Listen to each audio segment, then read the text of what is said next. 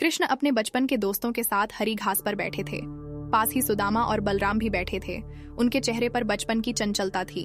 बचपन की यादों की मिठास से भरी यह दोपहर जैसे समय थम सा गया हो। तुम्हें याद है जब हमने गोवर्धन पर्वत उठाया था? कृष्ण ने मुस्कुराते हुए कहा। कैसे भूल सकते हैं भाई, वह इंद्र का गुस्सा और तूफान। बलराम ने हंसते हुए कहा।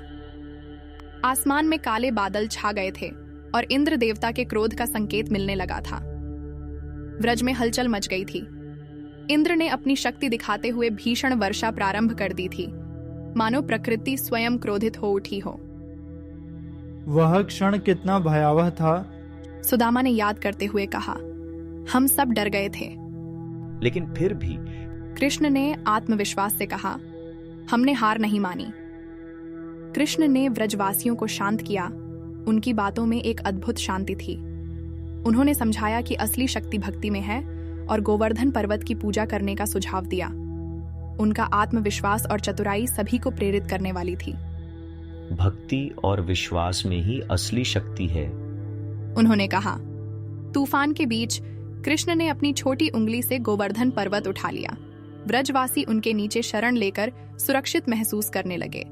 यह दृश्य अद्भुत था, जैसे एक दिव्य चमत्कार। वह दृश्य कभी नहीं भूल सकता जब तुमने पर्वत उठाया, बलराम ने कहा। 7 दिन और रातों तक यह स्थिति बनी रही।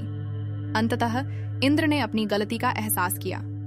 उनका गुस्सा शांत हो गया और उन्होंने कृष्ण के सामने आत्मसमर्पण कर दिया।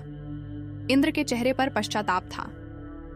कृष्ण, तुम्हारी भक्ति और अद्वितीय शक्ति ने मेरा अभिमान तोड़ा, उन्होंने कहा।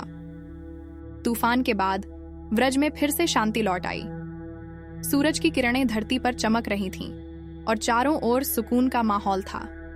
व्रजवासियों ने कृष्ण की भक्ति को दिल से स्वीकार किया। कृष्ण, तुमने हमें सिखाया कि सच्ची भक्ति ही सबसे बड़ी शक्ति है, सुदामा ने कहा।